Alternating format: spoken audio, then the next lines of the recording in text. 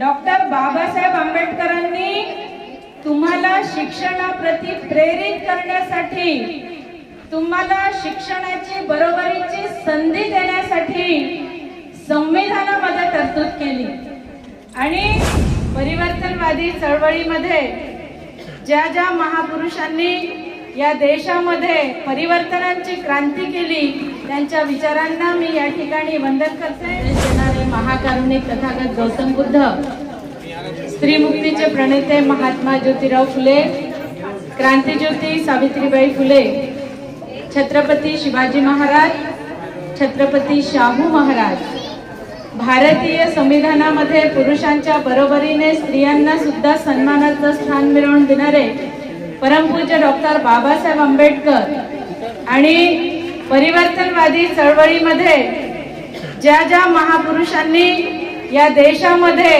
परिवर्तनाची क्रांती केली ते सर्व विचारक, त्यांच्या विचारांना मी या ठिकाणी वंदन करते।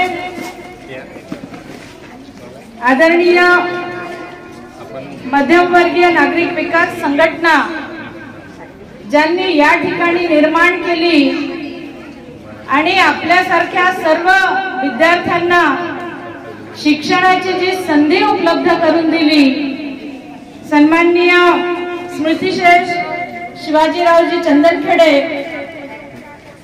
या साहेबांनी तुम्हा सर्वांना जी शिक्षणाची संधी उपलब्ध करून दिली आणि त्यासाठी या ठिकाणी जी शाळा निर्माण केली, आज आपण पाहतो की त्यांनी जे झाड लावलं होतं ते झाड आज वटवृक्ष झालेलं आहे आणि म्हणून त्यांना सुद्धा सन्माननीय शिवाजीराव चंदनखेडे साहेब यांना सुद्धा या ठिकाणी मी त्यांच्या स्मृतिदिनी वंदन करते। आणि या ठिकाणी उपस्थित आजच्या कार्यक्रमाचे सन्माननीय अध्यक्ष आदरणीय या शाळेचे मुख्याध्यापक आहेत आदरणीय दीपक नागपुरेजी, करायचं वहीवर काय करायचं, एक उद्दिष्ट ठरवायचं।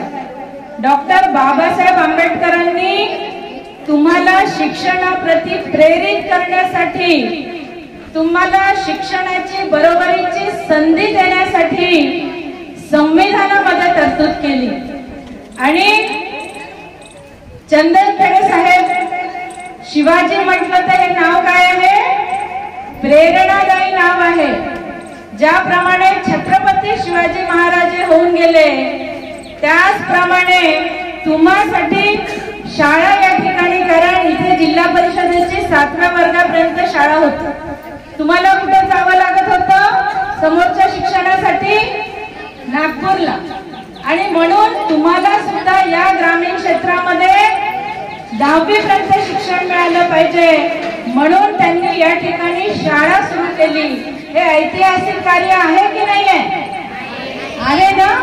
आणि म्हणून त्यांच्या प्रती आपण कृतज्ञता व्यक्त केली पाहिजे। त्यांनी आम्हाला शाळेची शिक्षणाची संधी उपलब्ध केली, त्यांनी आमच्यामध्ये जे कलागुण आहेत, फक्त पुस्तक वाचणं म्हणजे शिक्षण आहे का?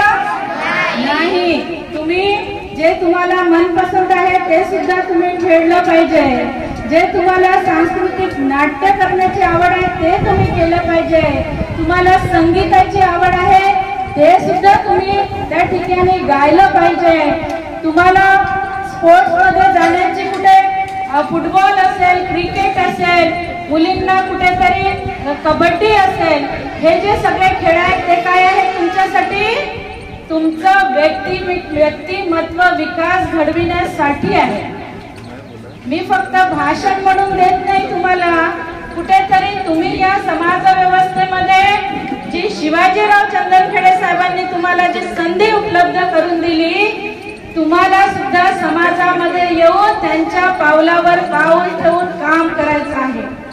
तुम्हाला फक्त पुस्तकी शिक्षण घ्यायचं नाही तर या समाज व्यवस्थेमध्ये विद्यार्थी म्हणून, भारताचा नागरिक म्हणून मी काहीतरी IAS ऑफिसर झालं पाहिजे, मी डॉक्टर झाले पाहिजे, मी कुठेतरी मोक्याचे पद या ठिकाणी घेतले पाहिजे, अशा पद्धतीचं तुम्हाला शिक्षण घ्यायचं आहे।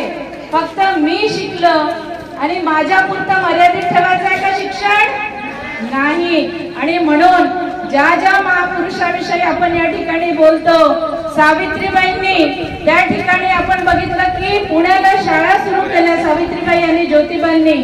आणि त्यांनी काय केलं, मुलींसाठी पहिली शाळा उघडली. जर त्यांनी जर म्हटलं असतं की मी एकटी शहाणी झाली पाहिजे आणि माझंच नाव इतिहासामध्ये झालं पाहिजे की कुणीतरी सावित्री ही शिक्षिका झाली आणि तिने मातीच्या पाटीवर आणि कुठेतरी झाडाची काडी घेऊन आ गिरविले, एवढं नाव इतिहासामध्ये राहिलं पाहिजे, यासाठी जर कार्य केलं असतं तर त्याही पेक्षा त्या एकट्या शहाण्या झाल्या असत्या. पण आज आपण पाहिलं की आज तक्षशिला वाघधरे जरी या ठिकाणी बोलत आहे तर ती सर्व सावित्रीबाईंनी आम्हाला काय बनवलं, शहाण्या. या ठिकाणी ज्या आमच्या शिक्षिका आहेत, गुरु म्हणजे आपण जसं लहानपणी पाहतो की आई जवळ असतो, वडिलांजवळ असतो, आई ही आपली पहिली गुरु आहे. पण या शिक्षिका ज्या आहेत त्या तुम्हाला जीवनामध्ये कसं जगायचं, कसा संघर्ष करायचं, कसं शिक्षण घ्यायचं, मुलींना सुद्धा त्या ठिकाणी त्या मार्गदर्शन करतात की तुम्ही तुमचं संरक्षण कसं केलं पाहिजे. तुम्ही जाताना जर काही तुमच्यावर कुठल्या प्रकारचं कमेंट्स आले तर तुम्ही त्याला कसे समोर गेलं पाहिजे, अशा या आपल्या सर्व गुरूंसाठी सुद्धा तुम्ही काय वाजवल्या पाहिजे, टाळ्या. आणि म्हणून तुम्हाला या ठिकाणी सांगावंसं वाटतं की ज्या पद्धतीने अमर बागडे साहेबांनी तुम्हाला सांगितलं की जीवनामध्ये जर मोक्याच्या जागा पटकावायच्या आहेत आणि सामाजिक बांधिलकीने या ठिकाणी उभं राहायचं आहे तर तुम्हाला काय झालं पाहिजे, ताकदवर झालं पाहिजे, शक्तिमान व्हायला पाहिजे. ते टीव्ही मधलं नाही बरं, नाही तर बस उड्याच मारत बसाल झाडावर. तुम्हाला शक्तिमान मानसिक आणि शारीरिक झालं पाहिजे. तुम्हाला एक गोष्ट सांगते की तथागत गौतम बुद्ध सातत्याने ज्या बुद्ध देशना द्यायचे, गावामध्ये जायचे, रानावनामध्ये जायचे आणि त्या काळामध्ये त्यांचे जे शिष्य होते, भिक्खू संघ होते, ते गावागावामध्ये जाऊन सांगायचे की आज या ठिकाणी तथागत गौतम बुद्ध येणार आहेत आणि तुम्हाला धम्म विचार देणार आहेत, तुम्हाला धम्म देशना देणार आहेत. असा एक शिष्य अशाच एका गावी, सुरगाव जे मागच्या काळामध्ये होतं, त्या ठिकाणी गावामध्ये गेला आणि लोकांना गावामध्ये सांगितलं की उद्या तथागत गौतम बुद्ध येणार आहेत आणि तुम्हाला विचार देणार आहेत. त्यावेळेस त्या ठिकाणी त्यांनी बघितलं की एक जो तरुण आहे तो तरुण त्या गावामध्ये झोपला होता, बाजूला पडला होता. दारू नव्हता पिला बरं, नाही तर तुम्ही म्हणाल दारू घेऊनच पडले राहतात. तो भुकेने व्याकुळ होता. 2 दिवस त्यांनी जेवण केलं नव्हतं आणि त्याला सुद्धा त्या शिष्याने सांगितलं की उद्या तथागत गौतम बुद्ध येणार आहेत आणि म्हणून तुम्हाला सुद्धा ते मार्गदर्शन करणार आहेत. आणि असं म्हणून ते त्या ठिकाणी निघून गेले. दुसऱ्या दिवशी त्या गावामध्ये तथागत गौतम बुद्ध आले. त्यांनी सर्वप्रथम त्या ठिकाणी त्यांना जेव्हा शिष्यानी आणि गावातल्या लोकांनी सांगितलं की एक तरुण 2 दिवसापासून या ठिकाणी उपाशी आहे, त्याने कुठल्याही प्रकारचं जेवण केलं नाही, काही खाल्लं नाही, तेव्हा तथागत गौतम बुद्ध त्याच्या जवळ गेले.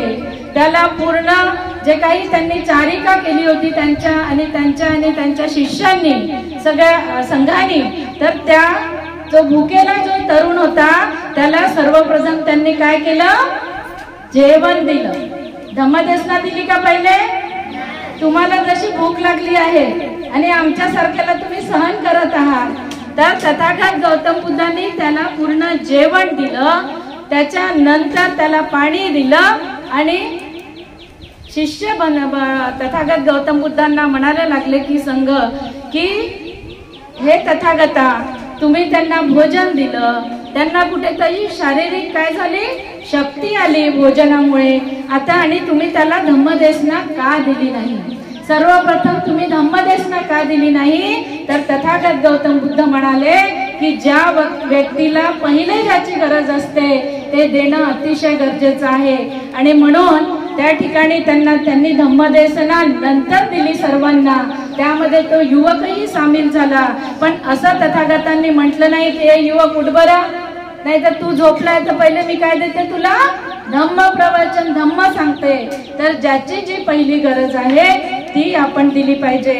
आणि म्हणून या ठिकाणी युथ फॉर रिव्होल्यूशनच्या सर्व कार्यकर्त्यांसाठी जोरदार टाळ्या वाजल्या पाहिजे। कारण मी मोठा झालो, मी पदावर गेलो आणि मीच मोठा झाला पाहिजे, समाजासाठी माझं काहीतरी दायित्व नाही, अशा भावनेने जे जगतात की बाजूची माझी मैत्रीण उपाशी आहे, पहिले माझं पोट भरू दे नंतर तिचं पाहीन, असं आपल्याला जगायचं नाही।